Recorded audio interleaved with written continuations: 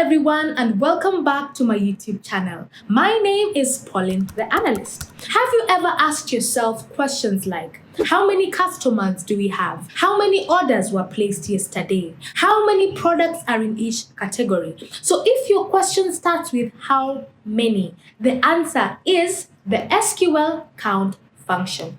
This is the most fundamental aggregate function, and we're mastering it today completely. So let's dive in. So in this video, we are going to cover 1, what count does and its 3 main variations.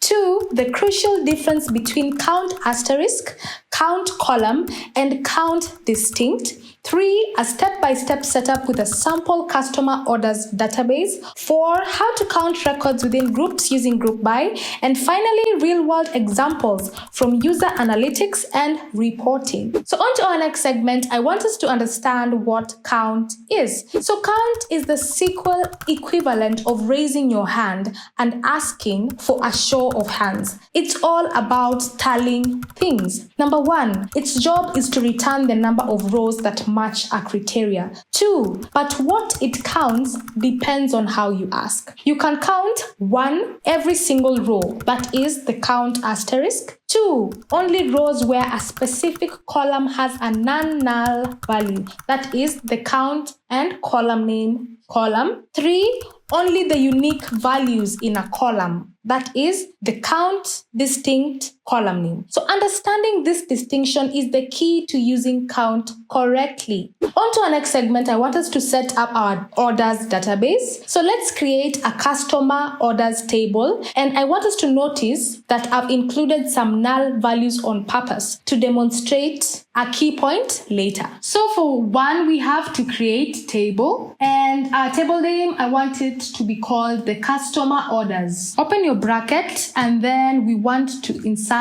the columns. So my first column will be the order ID, and since it's a number, its data type will be an integer, and this will be the primary key of the table. Then next we have the customer ID column. This is a number as well, and its data type will be an integer. Then we have the product name column, and since it's text, its data type will be varchar, and I do not want it to have more than 50 characters. And on my final column, we have the salesperson, and since it's text, its data type will be varchar, and I do not want it to have more than 50 characters as well. So let's highlight our query and then execute it, and our command has been completed successfully. Next, we have to add data into our table. So we know we have to insert into. Our table name is the customer orders, and we are inserting values into this table. So my first row will have the order ID to be 1, the customer ID to be 101, the product name to be laptop, and the salesperson to be Alice. Next row, we have the order ID, which is 2, the customer ID, which is 102, the product name is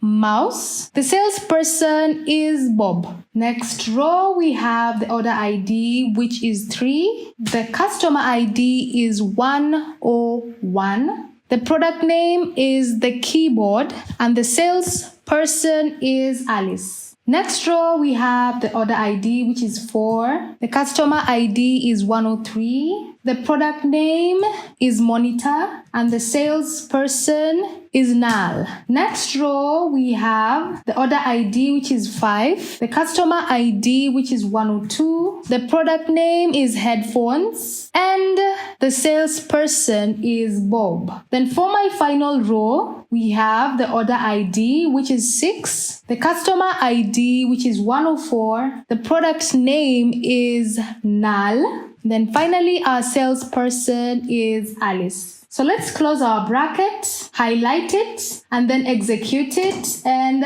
voila, 6 rows have been affected. So we can see that in our order ID number 4, we do not have a salesperson because this sale came from online, so there was no salesperson. And then in our order ID number 6, our product name was a service. So this was not a physical good. So we termed it as null. So on to our next segment, I want us to understand the 3 types of counts. So let's run 3 different count queries and see what happens. For number 1, we have the count asterisk. So this counts all rows no matter what. And for us to do that, we'll write select count asterisk as total orders from the customer orders. So highlight your query and then execute it. As you can see, it has counted all the rows. That means we have only 6 rows. As you can see here, let's do it again. So select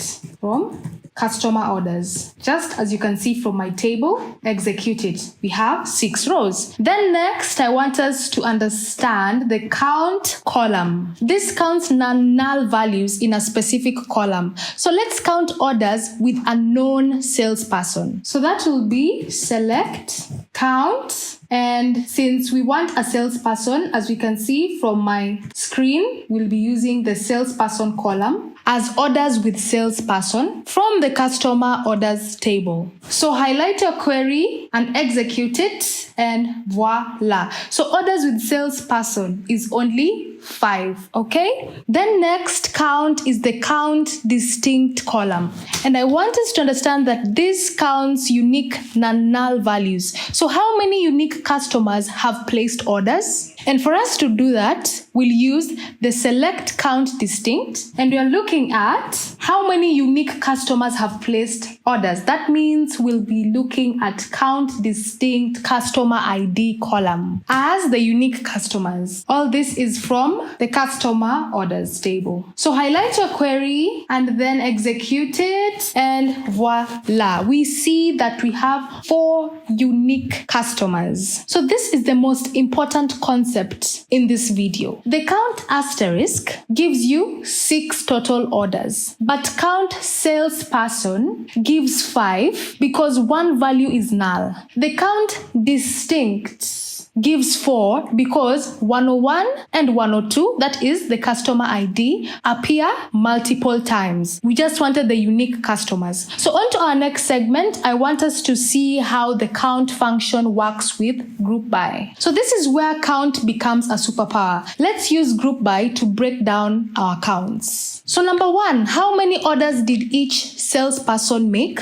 So we'll select, let's go back to our table first. So how many orders did each salesperson make? We will select, and since we are looking at the orders that each salesperson made, we'll be using the salesperson column. And we're looking at the orders that were made. We'll be using the count asterisk as the order counts. All this is from the customer orders table, and we want to group by the salesperson. So highlight your query and execute it, and voila. So Alice made 3 orders, Bob made 2 orders, and one that was not made by a salesperson is only 1 order. So the null salesperson gets its own group. This tells us 1 order wasn't handled by a salesperson, like I said. So number 2, how many different products did each customer buy? So we select, since we're looking at the different products that each customer bought, we'll be using the customer ID column. Then we'll be using count distinct. Our column name is the product name. How many different products did each customer buy? So we're looking at the products that each customer bought. That will be the product name as the unique products bought. All this is from the customer orders table, and we want to group by the customer ID. So highlight your query and then execute it, and voila. So customer ID 101 bought 2, 102 bought 2, 103 bought 1, and 104 0. Okay, so on to our next segment. I want us to understand having